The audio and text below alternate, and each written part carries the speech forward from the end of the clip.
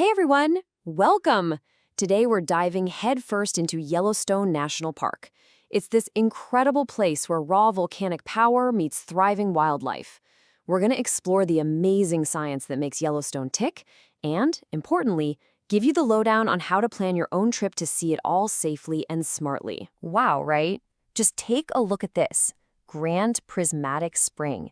It gives you a taste of the almost otherworldly beauty you'll find in Yellowstone. You know, this place was set aside way back in 1872, making it the world's first national park. And the main reason?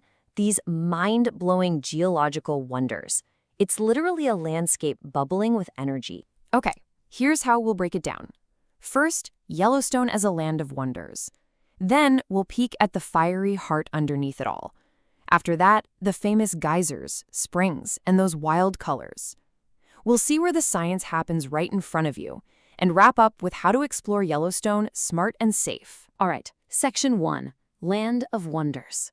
We're talking about discovering a true geological marvel that's just bursting with life. You know, people have been connected to this land for a long time, over 11,000 years of Native American presence. Then came 1872, a huge moment when it became the first national park. Management has changed hands over the years. The U.S. Army ran it for a while, cars were allowed in 1915, then the National Park Service took over in 1916. And ecologically, big things happened too, like bringing wolves back in 1995. It's a place with deep roots and it's always evolving. Moving on to Section 2, the fiery heart below. Let's dig into what's really driving all this activity. The massive volcanic system, the supervolcano deep beneath the surface. So a huge part of Yellowstone actually sits inside this giant feature called the Yellowstone caldera. Imagine a massive depression in the ground, roughly 30 by 45 miles across. It's what's left from an absolutely enormous volcanic eruption about 640,000 years ago. But here's the kicker, the gigantic magma chamber underneath. It's not dormant. It's still very much active today. And because that pool of molten rock, that magma, is relatively close to the surface compared to other places on Earth, its heat has a much bigger impact up here. That closeness is what makes Yellowstone one of the most geologically active, dynamic spots on the planet.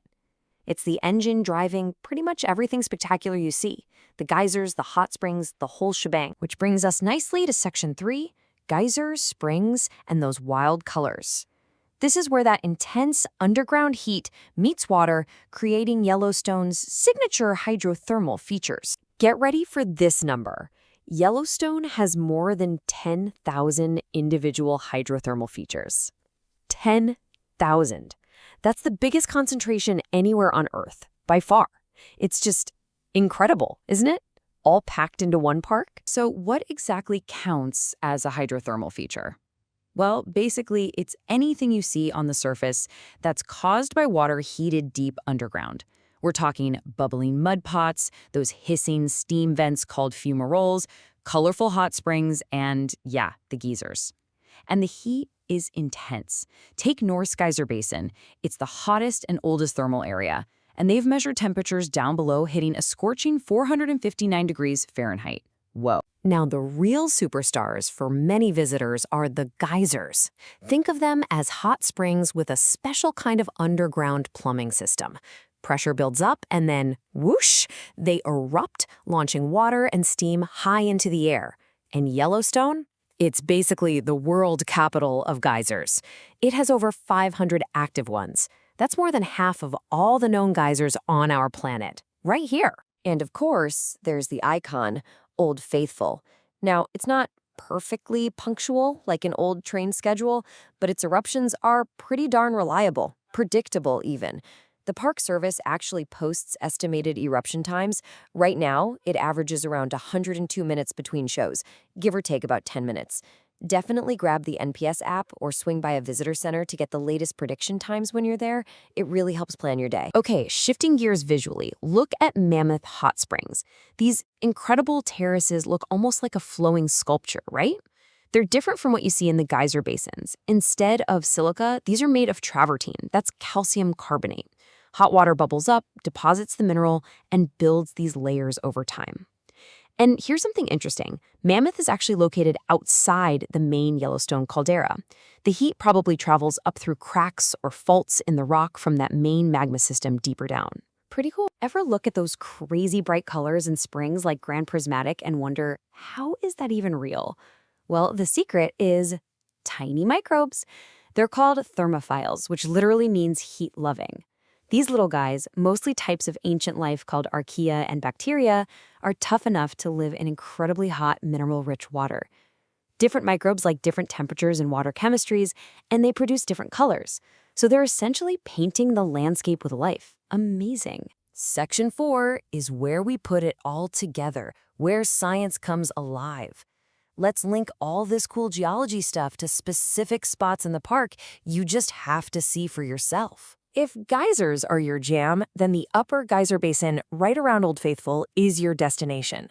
Seriously, this relatively small area packs in the highest concentration of geysers anywhere on Earth. It's not just Old Faithful either. Keep an eye out for prediction times for other big ones like Grand Geyser and Riverside Geyser. Honestly, just walking the boardwalks here feels like you've landed on another planet. And talk about power. The Grand Canyon of the Yellowstone is just spectacular. Here, the Yellowstone River has carved this massive canyon right through layers of ancient volcanic rock.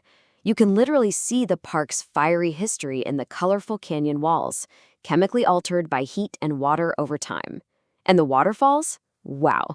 You've got the powerful upper falls, and then the massive, breathtaking drop of the lower falls, over 300 feet. The viewpoints are just incredible. Hey, remember that huge caldera we talked about earlier? Well, check this out. Yellowstone Lake actually sits partly inside it. This isn't just any lake. It's the largest high-elevation lake, we're talking above 7,000 feet, in all of North America. And the geology doesn't stop at the shoreline. Scientists have found active hydrothermal vents on the lake bottom and even these weird underwater chimney-like structures called siliceous spires. There's volcanic action happening right under the water. Now, all this amazing geology, the volcanic landscape, the vast open spaces carved out over millennia, creates the perfect habitat for an unbelievable array of wildlife. Yellowstone is famous for it. If you want the best chances for wildlife spotting, you gotta head to the big, wide-open valleys like Lamar Valley and Hayden Valley. You'll see huge herds of bison, tons of elk, and if you spend some time looking, maybe, just maybe, you'll spot wolves or bears.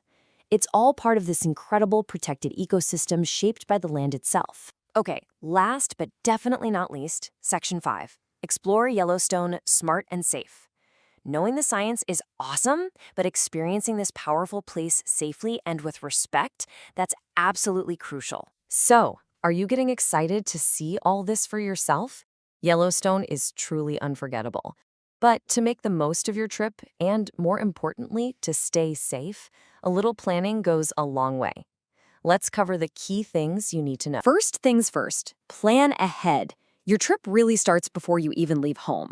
Make the official Yellowstone website, nps.gov/yell, your best friend, and definitely download the NPS app. These are the places for up-to-the-minute info on alerts, road closures, what's open, ranger programs, everything. Remember, roads close for winter, usually starting around early November, and they open back up gradually in the spring, usually late April into May. Always expect potential delays from weather or roadwork. Here's a big one. Yellowstone is super popular. You need to book your lodging or campsites way in advance, like months, maybe even a year out. Seriously. And finally, you'll need an entrance pass, either the standard $35 weekly pass per vehicle, or think about getting the America the Beautiful pass if you visit other national parks too. Okay, wildlife safety. This is non-negotiable. Know these distances by heart. For bears and wolves, you need to stay at least 100 yards away. Think of a football field. That's the kind of distance we're talking about. For all other animals, including bison and elk, and listen, bison injure more people than bears do. Keep a minimum distance of 25 yards. When you spot wildlife, use the designated pullouts along the road. Never, ever stop in the middle of the road or block traffic. These are wild animals, folks. They're unpredictable, and giving them space is key for everyone's safety. All right, let's hammer home a few more essential safety rules. When you're in the thermal areas, the geyser basins, hot springs, stay on the boardwalks or marked trails. No exceptions. The ground around these features can look solid, but it might be just a thin crust over dangerously hot water or mud. It's incredibly dangerous for you, and walking off trail damages these fragile natural wonders. Also, never ever feed or try to get close to any wildlife. It's bad for them, it's dangerous for you, and it's illegal. And remember, this is bear country. The best practices? Hike with other people. Make noise now and then. Talk, clap, sing, let bears know you're coming. Carry bear spray where you can easily reach it. And, this is critical, know how to use it correctly before you need it. Practice. And always store your food securely so you don't attract bears or other critters. You know, a sight like this, these massive bison just casually walking through a steaming landscape, it really sums up Yellowstone, doesn't it? It's wild, it's powerful, it's constantly changing. It's a powerful reminder of the untamed nature you get to experience here. So there you have it. Yellowstone really is this incredible living laboratory, a place that's always in motion, sometimes even a bit dangerous, and truly a treasure for the whole world.